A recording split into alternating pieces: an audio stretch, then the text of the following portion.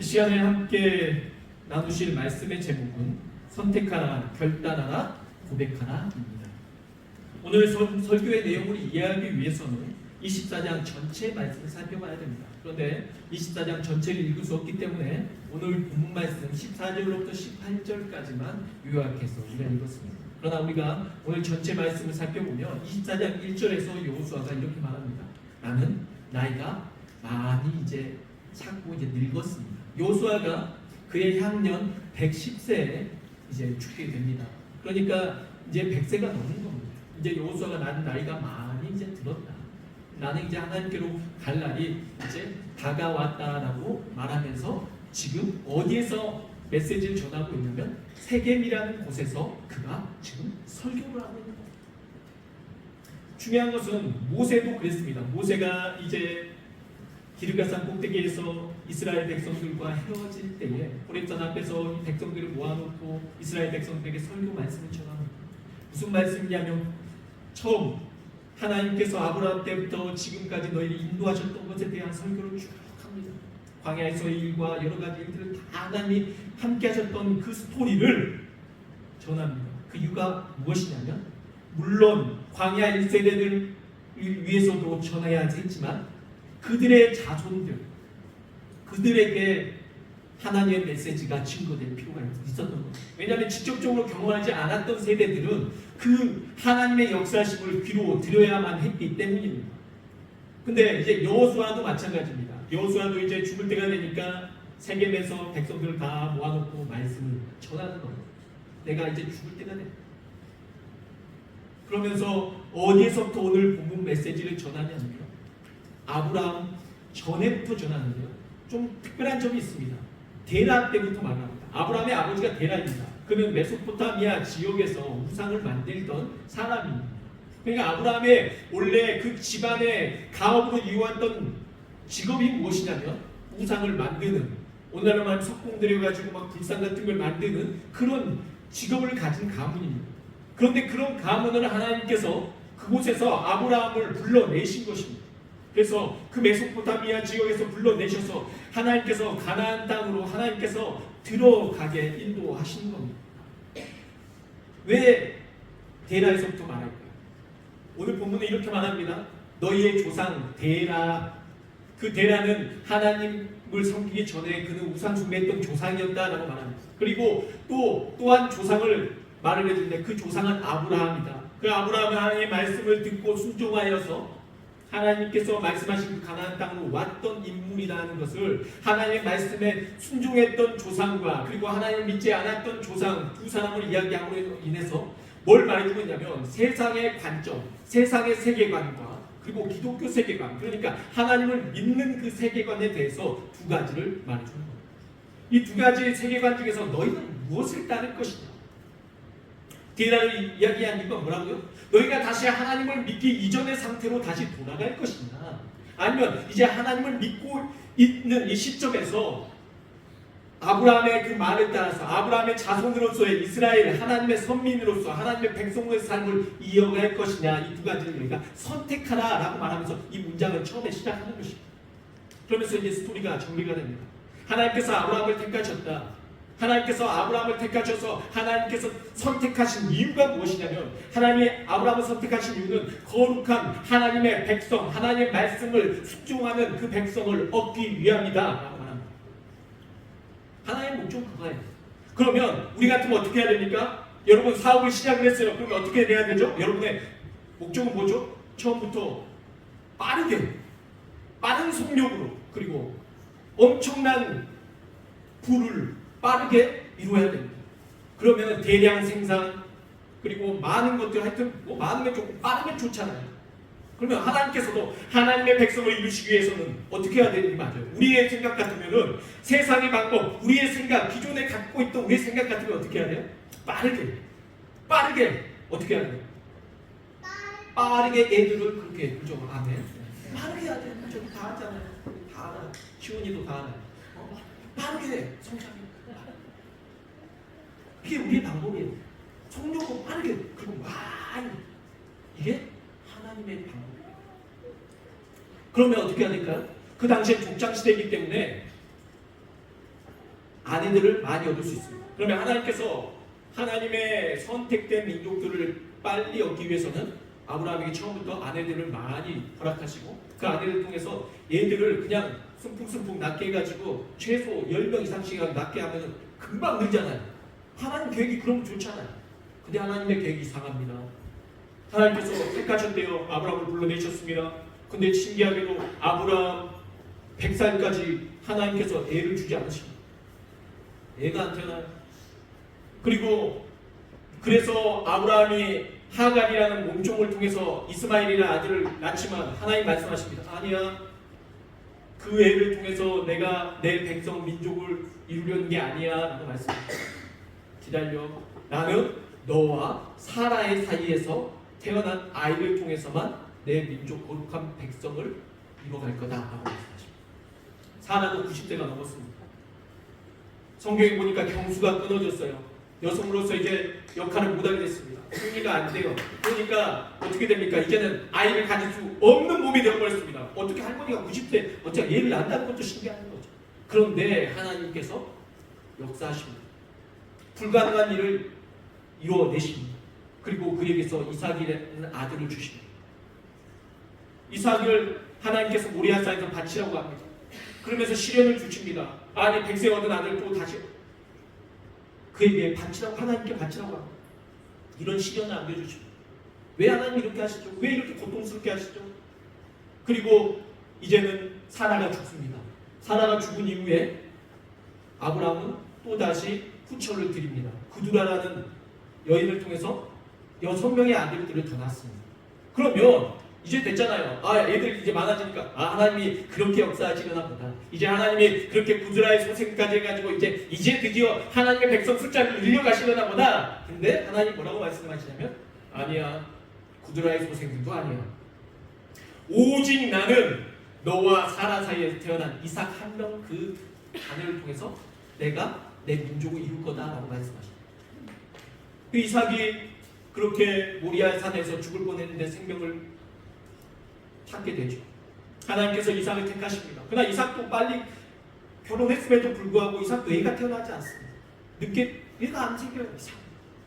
그가 60이 넘었을 때 드디어 이제 애가 갖게 되는데 아내가 와 쌍둥이에요. 역시 하나님. 그럼 그렇지 그동안 이제 하나님 폭력을 좀 내시려나 보다 라고 생각했습니다. 쌍태입니다. 태어났습니다. 에서와 야곱이 태어납니다. 근데 하나님 말씀하십니다. 너의 복 중에서 리브가에게 말씀하신 네 뱃속에서 아예 두 민족이 싸운다. 나는 그러나 중요한 것은 야곱은 택하고 에서는 버렸다. 하나님 말씀하시면서 야곱을 택하셨다고 말씀하십니다. 아니 지금 막 폭력을 내도 늦었는데 지금부터 막 쌍둥이를 막 한 20몇 명씩 놔도 하나님의 민족을 이루려면은 시간이 많이 걸릴 건데 하나님 이제 쌍둥이 낳는데 그 중에서 쌍둥이 중에서 한 명만 택하신다고요? 그 중에서 하나님이 구별하셔가지고 한 민족만 왜요? 왜 하나님이 이렇게 하신 거죠? 에서는 자기 힘이 강합니다. 털도 많고 힘도 세고 본인 능력으로 사냥도 해서 얻을 수 있습니다.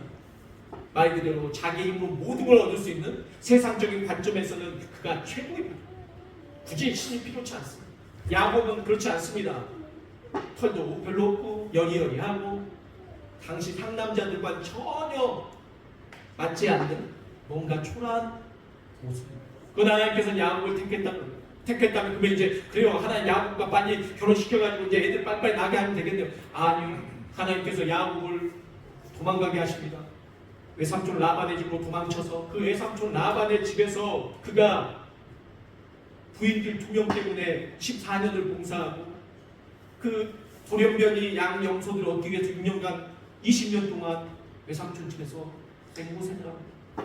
그리고 그 저녁에 그 외삼촌 집에 나올 때 외삼촌이 쫓아옵니다. 죽이려고 쫓아옵니다. 하나님께서 그러나 택하신 야곱을 지켜주십니다. 외삼촌에게서도 지켜주십니다.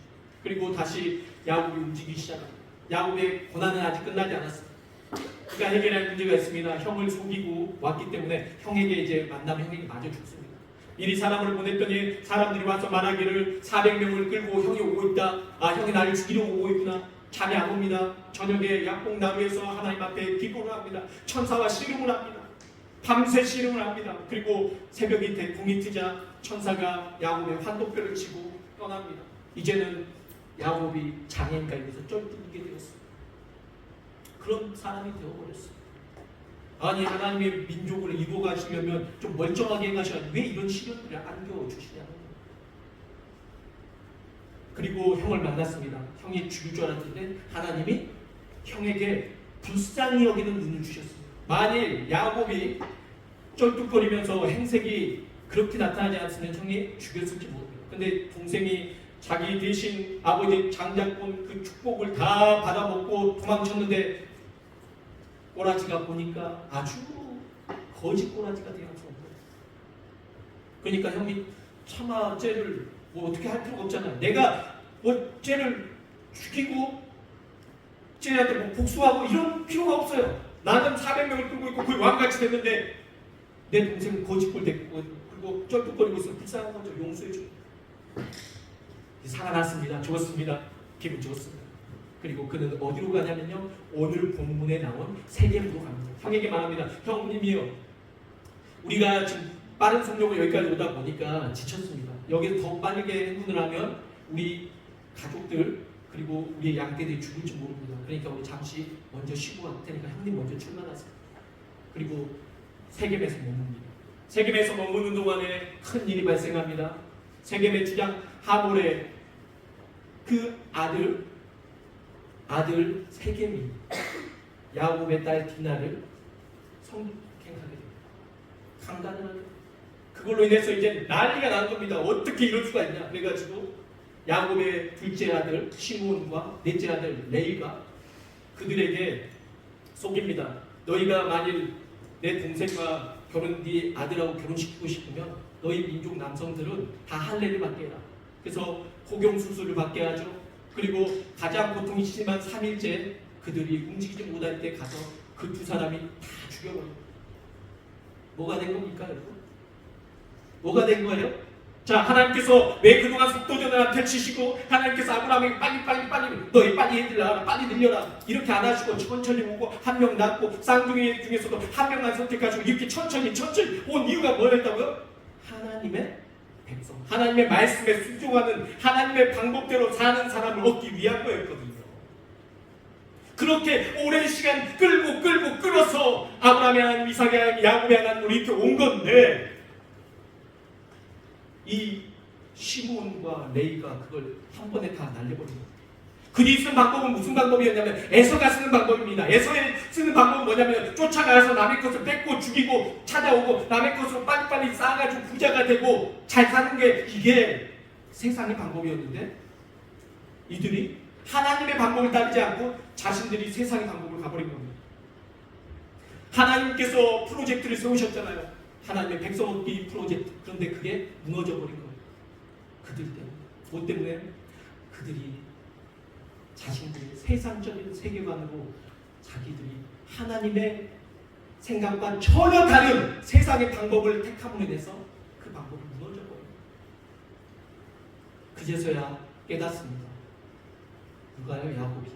아, 내가 하나님 앞에 20년 전에 떠나올 때 베델에서 돌베개 메고 잠잘 때 사닥다리가 있고 천사들이 오르락내리락 할 때 아 여기는 하나님의 집이구나. 하나님 다시 내게 이 땅으로 돌아오게 하시면 내가 이곳에서 돌아오자마자 처음으로 하나님 앞에 제단을 쌓고 예배를 드리겠습니다 라고 했었는데 그가 그걸 잊어버린 거예요.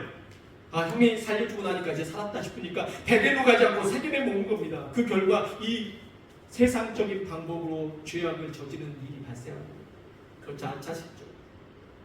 야곱이 자식들과 모든 식솔들에게 이렇게 말합니다. 너희가 가지고 있는 우상과 너희 귀고리와 이 목걸이 모든 걸 다 가지고 와라. 그래서 세겜의 상수리나무 아래에 땅을 파고 거기에 다 묻어버리고 그곳을 떠나서 베델로 올라가게 됩니다. 뭐라는 거죠? 다시 하나님 앞에 나아가겠다. 자 이렇게 무너져 버렸죠. 거룩한 민족을 얻으려고 했던 하나님의 계획이 완전히 완전히 무너졌습니다. 다시 시작해야 됩니다. 하나님의 다시 시작할 계획으로 뭘 말씀하시냐면 하나님께서 야곱의 아들들 중에서 한 아들을 택해서 그 아들을 고생길로 가게 하십니다. 그게 누굽니까? 요셉이죠. 그 형들이 그 일로 인해서 이제 완전히 틀어졌습니다. 야곱의 아들들은 완전히 부패해버렸습니다. 이제 동생까지 팔아먹는 자들 돼버렸습니다. 이건 에서의 방법입니다. 하나님은 하나님의 방법으로 하나님의 민족을 세우기로 했지만 이들은 이미 세상 사람들의 방법으로 완전히 취해버렸어요. 하나님께서 그래서 어떻게 하십니까? 방법이 없다. 새롭게 다시 계획을 세우시는 거예요. 그게 뭐냐면 그들을 통해서 야곱의 형들이 요셉을 미디안 상인들이 팝니다. 미디안 상인들은 가서 이집트에 가서 또 보디발의 집에 팝니다. 보디발의 집에서 봉사하다가 요셉은 거기에서 또 누명을 쓰고 감옥에 들어가게 됩니다. 그가 18살에 끌려가서 그가 30살 될 때까지 감옥살이 종살이 여러 고난과 고초를 당합니다. 그 결과 하나님께서 총리가 되게 하시고 그 다음에 그 66명의 다시 야곱의 그 자식들을 다시 이집트로 불러들이신 거예요.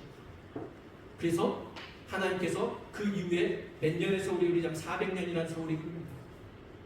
그곳에서 하나님께서 엄청나게 성장하게 하십니다. 냅두십니다. 왜요?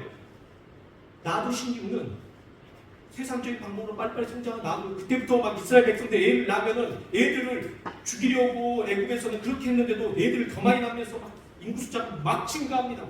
막으실 때는 언제든 이제는 막 증가합니다. 늘어났습니다. 숫자는 늘어났지만 하나님이 아직 하나님의 백성이 되지 못했습니다.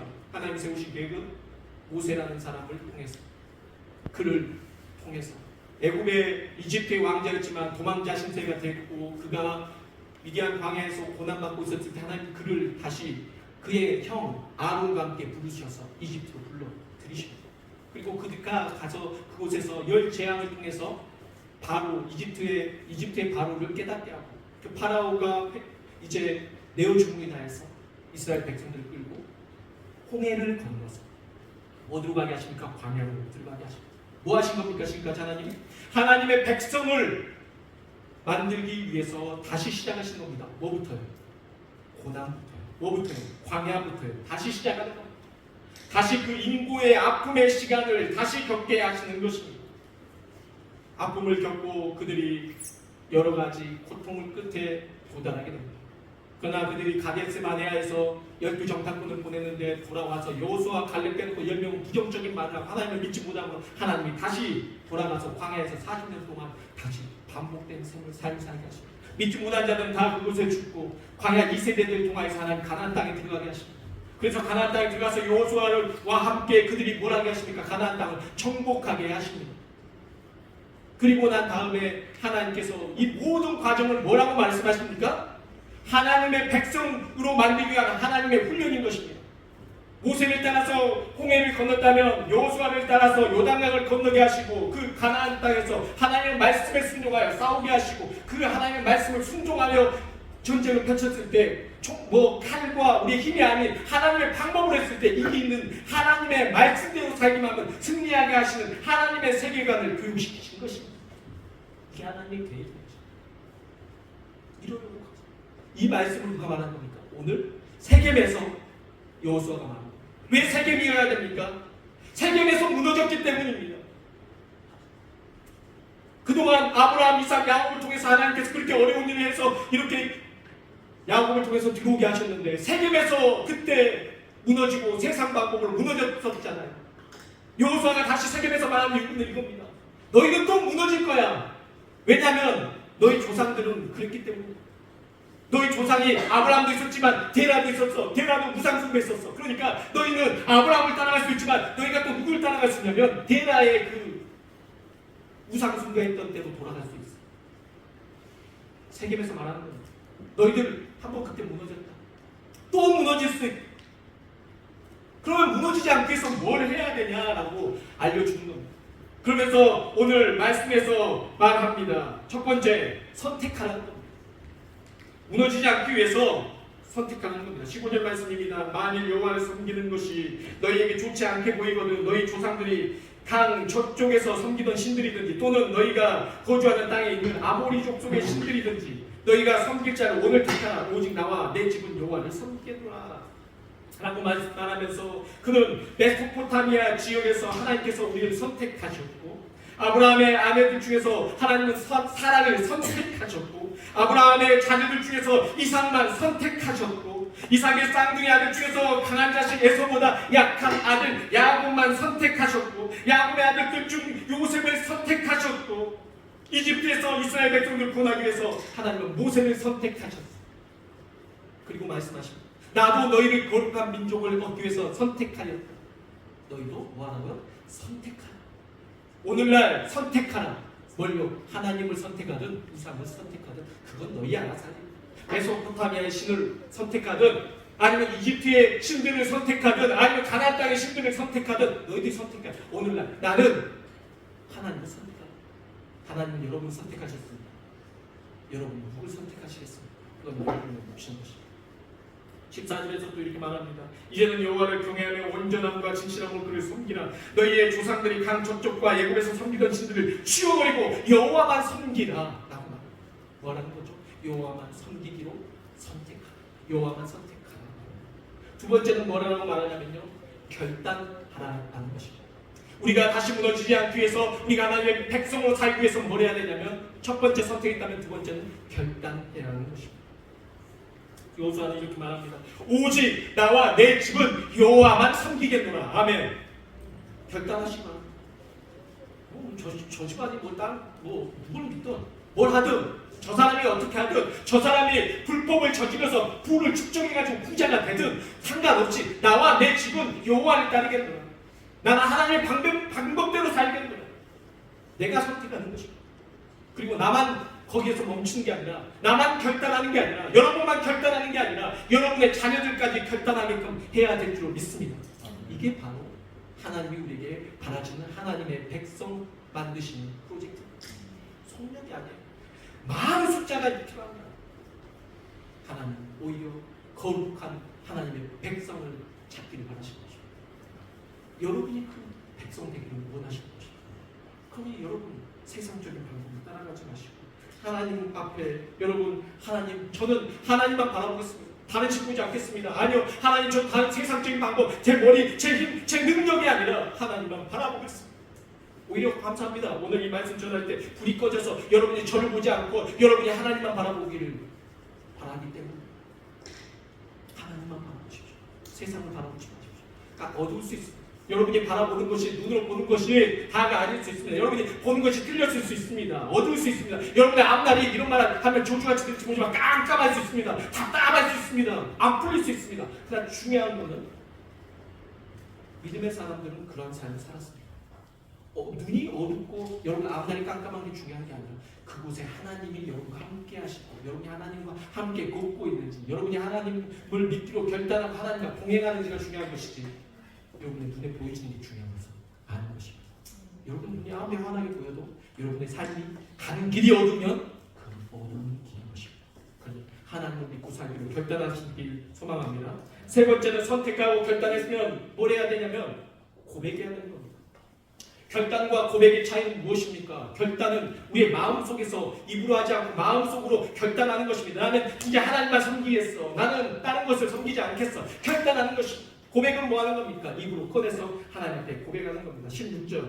백성이 대답하여 이르되 우리가 결단코 여호와를 버리고 다른 신들을 섬기기를 하지 아니하오리니. 뭐 합니까? 고백합니다. 여호수아요, 당신뿐만이 아닙니다. 우리도 그렇게 하겠습니다. 우리도 결단코 여호와를 버리고 다른 신들을 섬기기를 하지 않겠습니다. 라고 뭐 하는 겁니까? 고백하는 겁니다. 여러분 마음에 믿어 의에 이르고 입으로 시인하여 구원에 이른 줄 믿으시기 바랍니다. 그러니 여러분 입술로 고백해야 됩니다.